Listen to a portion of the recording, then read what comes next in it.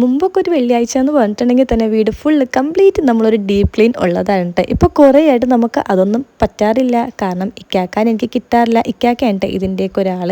ഒരു വെള്ളിയാഴ്ച ഉണ്ടെങ്കിൽ ഫുൾ എനിക്ക് മാറാലേക്ക് എടുത്തരും, പൊടിയൊക്കെ തട്ടിത്തരും, അടിച്ചു വാരിത്തരും. ഇതൊക്കെ ഇക്കാക്കാരുടെ ഡ്യൂട്ടിയാണ്. ഞാൻ അടുക്കളത്തെ കാര്യം മാത്രം നോക്കിയാൽ മതി. ഇപ്പോൾ കുറേ ആയിട്ട് ഇക്കാക്ക് ടൈമും ഇല്ല, നമ്മളതൊന്നും ചെയ്യാറുമില്ല. കാരണം എനിക്ക് നിങ്ങളെ രണ്ടെണ്ണത്തിനെയും കൊണ്ട് ഒന്നും മാനേജ് ചെയ്യാൻ വേണ്ടി പറ്റില്ല. അപ്പോൾ ഇന്നെന്തായാലും ഇക്കാക്ക് പറഞ്ഞു, നീ അടുക്കളത്തെ പണി നോക്കിക്കോ, വീടിൻ്റെ കാര്യം ഫുൾ കംപ്ലീറ്റ് ഞാൻ ഏറ്റെടുത്തിട്ടുണ്ട് എന്ന് പറഞ്ഞു. അപ്പോൾ എനിക്ക് സന്തോഷമായി. അപ്പോൾ ഞാൻ വേഗം അടുക്കളയിൽ കയറി ബീഫ് കറി വെക്കാമെന്ന് വിചാരിച്ചിട്ട് ബീഫ് കറി ഗീർക്കാന്നാണ് ഞാൻ വിചാരിക്കുന്നത്. നടക്കുമെന്നറിയില്ല. അപ്പോഴത്തേക്കും എനിക്കൊരു ലഗേജിനെയും കൂടി കിട്ടി. കളിച്ചുകൊണ്ടിരുന്ന ആളാണ് വേഗം തന്നെ എൻ്റെ ഒക്കത്ത് കയറി.